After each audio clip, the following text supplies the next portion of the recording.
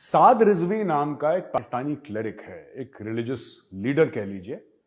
और आपने वो जब फ्रांस ने वो कार्टून कैरेक्टर्स बनाए थे प्रॉफिट मोहम्मद के, तब पूरे लाहौर पे आग लगा दी थी, बसें तोड़ दी थी, जला दी थी, और बहुत प्रॉब्लम करी थी पाकिस्तान के अंदर। ये साद रिजवी जो है वो तहरीक लब्बैक जो है, लब्बैक या रसूल अल्लाह जिनका नारा है, ये लोग एक बहुत बड़ी रिलीजियस जमात है, एक बहुत बड़ी जिसको कहते हैं धार्मिक जमात है, एक गिरोह है बहुत बड़ा। और ये गिरोह ही है जैसे डाकुओं का गिरोह होता है, ये पूरे मुल्क को जब मन चाहे ब्लैकमेल कर लेते हैं, जब मन चाहे और इनको बनाया भी पाकिस्तानी फौज ने। पाकिस्तानी फौज ने क्यों बनाया कि अगर कोई डेमोक्रेटिकली इलेक्टेड लीडर जैसे नवाज शरीफ वगैरह कोई अपनी औकात से आगे बढ़े ना, तो लबैक वालों को इनके पीछे छोड़ दो। क्योंकि कुरान शरीफ के खिलाफ कुछ बोला है किसी ने, कोई धर्म की बात में लपेटे में लेके। ये जो साद रिजवी है, ये खादिम हुसैन रिजवी का बेटा है। इसका बाप भी ऐसी था, इसका बाप भी ऐसी था, जुनूनी एकदम, बिल्कुल पागल किस्म का आदमी ना, कि ये कर दो वो कर दो और इसको मार दो, इसको आग लगा दो। अब इसने साद रिजवी ने क्या कहा है, ये जरा आप देखिए, ऑडियो है और ये साद रिजवी की फोटो जरा देखिए, फिर मैं आपको एक्सप्लेन करता हूं। तुम दुनिया में सदर को लेके, वजीर आजम को लेके, अपनी तमाम काबीना को लेके जहाज भर के पाकिस्तान की इकोनॉमी बचाने के लिए चीफ ऑफ आर्मी स्टाफ को भी आगे लगाकर दुनिया में जाकर हर एक के दरवाजे पर भीख मांग रहे हो। कोई तुम्हें देता है, कोई तुम्हें नहीं देता, कोई अपनी शराइत मनवाता है। क्यों जा रहे हो? कहा जी मुल्क की इकोनॉमी खतरे में है, हम मुल्क की मैशत बचाने के लिए जा रहे हैं। मैंने कहा इधर आओ। तुम कहते हो पाकिस्तान की रोडों में निकलने से कुछ नहीं होता, एक बार बाहर निकलो, कुरान को दाएं हाथ में उठाओ और एटम बम वाले बक्से को बाएं हाथ में उठाओ और पूरी काबीना भर के स्वीडन ले जाओ और जाकर कहो कि हम कुरान के तहफ़्फ़ुज़ के लिए आए हैं। सारी कायनात की नेमतें अगर तुम्हारे पांव में ना आ गई तो हमारा नाम बदल के रख देना।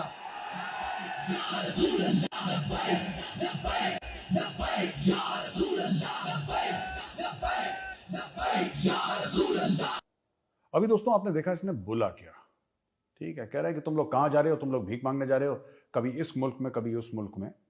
तो साद रिजवी लाखों लोगों के सामने, इसके मजमे में लाखों लोग हैं, उनके सामने कह रहा है कि यार देखो ये सब बेकार की बातें हैं। तुम दाहिने हाथ में लो कुरान और बाएं हाथ में लो एटम बम, और तुम स्वीडन चले जाओ। और जब तुम स्वीडन जाओगे वो इतनी दहशत में आ जाएंगे कि अपना पूरा पैसा तुम्हें दे देंगे। ये बड़ा रिस्पेक्टेड रिलीजियस टीचर है पाकिस्तान का, जिसका करोड़ों फॉलो, लाखों नहीं करोड़ों लोग इसको फॉलो करते हैं, करोड़ों लोग। जब इसके फादर की डेथ हुई थी खादिम हुसैन रिजवी की, तो एक जिसको कहते हैं ना कि समंदर आया था लोगों का, समंदर।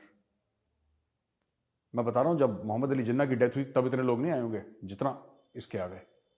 पूरा जहां तक नजरें दिखती हैं वहां तक लोग ही लोग, ऐसा सपोर्ट है इस आदमी का। और ये कह रहा है कि मुल्कों में जाओ, दूसरे मुल्कों में जाओ, स्वीडन में जाओ और मुल्कों में जाओ, बोलो हम एटम बम लेकर आए हैं, अगर तुमने हमें पैसे नहीं दिए तो हम फाड़ देंगे एटम बम। सीधी बात है। तो ये भी जो है ना, ये भी पाकिस्तानी स्टेट का कहलाया हुआ है। जो भी आदमी ये सोचे कि नहीं ये तो ऐसी पागल जुनूनी इसने कह दिया, नहीं नहीं नहीं, ये पाकिस्तानी आर्मी के कंट्रोल में है और पाकिस्तानी आर्मी ने इसको बोला है, इसको बोला है। मैं बता रहा हूं इसके दो कारण है। पहली चीज, कुछ ऐसे लोग हैं पाकिस्तान के अंदर जो नहीं चाहते कि आईएमएफ का लोन आगे बढ़े, आईएमएफ की कार्रवाई आगे बढ़े। कुछ बड़े पावरफुल हल्के हैं पाकिस्तान में, क्योंकि आईएमएफ कह रहा है कि जितने भी तुम्हारे टॉप ब्यूरोक्रेट्स हैं, टॉप मिलिट्री ऑफिसर्स हैं, सबके तरह चिट्ठा कच्चा तो लाओ, कागज तो लाओ सामने, इनके एसेट्स कितने हैं ये तो लाओ, जरा दिखाओ मैं। कोई ये नहीं चाहता, नोबडी वांट्स दिस। तो अब हुआ क्या है इसका? और भाई इसका हुआ क्या? उसका सिंपल सा एक बात ये थी कि साद हुसैन रिजवी को इन लोगों ने बोला कि तुम छोड़ दो इनके ऊपर। उसको बोला छोड़ दो, जाओ, तो उसने छोड़ दिया। उसने भरे मजमे में छोड़ दी बात कि भाई साहब एक हाथ में कुरान ले लो, दूसरे हाथ में एटम बम ले लो और दुनिया को धमकियां दो, लोग पैसा देंगे। तो मैं डर के मारे एटम बम से, क्योंकि एटम बम से कौन नहीं डरता? स्वीडन के पास तो है नहीं। सिंगापुर चले जाओ, दुबई चले जाओ, कहीं भी चले जाओ, दुनिया का कोई भी अमीर तरीन मुल्क है, उनको डराओ कि हम बम फाड़ देंगे, पैसा दे दो।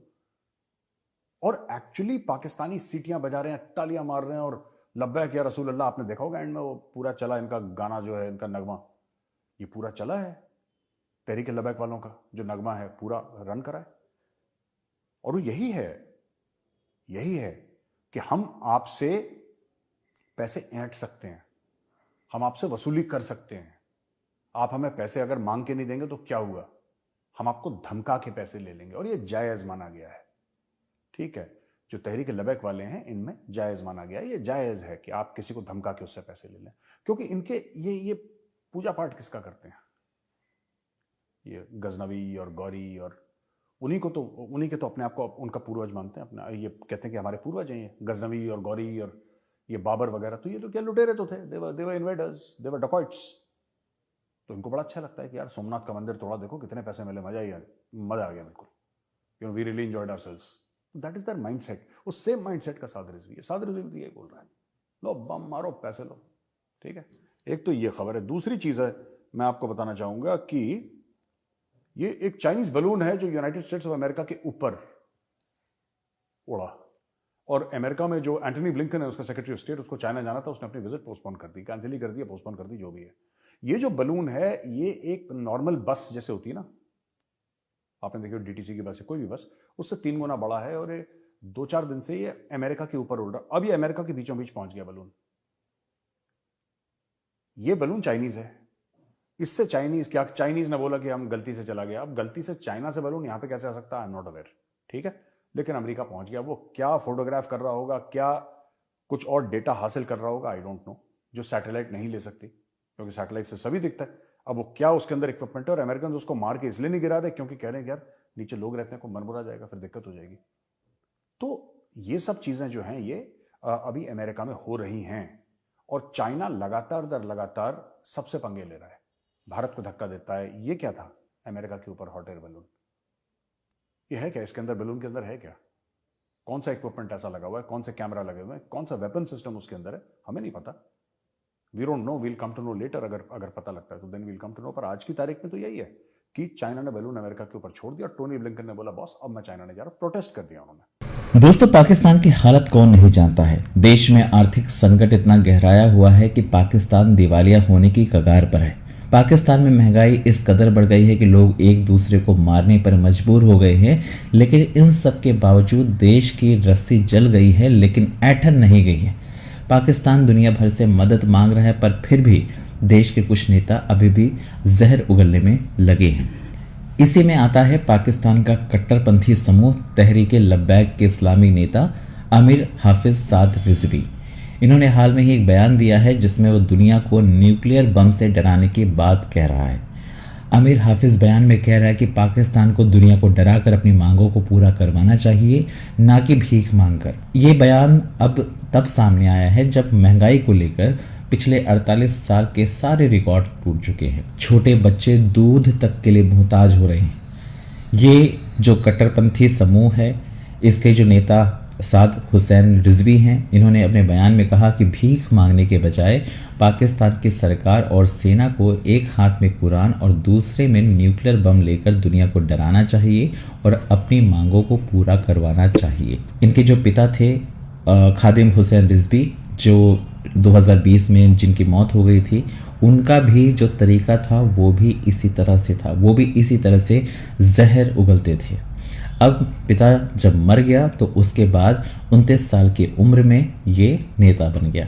अब इसके भाषण भी आप जिस तरह से सुन रहे होंगे वो भी एक जहर उगलने वाले जैसे ही है। मतलब आप भीख मांगने के लिए कटोरा लेकर जब हाथ में घूम रहे हैं तो उसके बदले अब आप बम लेकर घूमेंगे और धमकी देंगे कि अगर आपने भीख नहीं दी तो हम इस बम से उड़ा देंगे। वाह पाकिस्तान वाह। आप लोगों का क्या कहना है कमेंट करके बताएं। चैनल पर अगर नए हैं तो चैनल को सब्सक्राइब जरूर करें।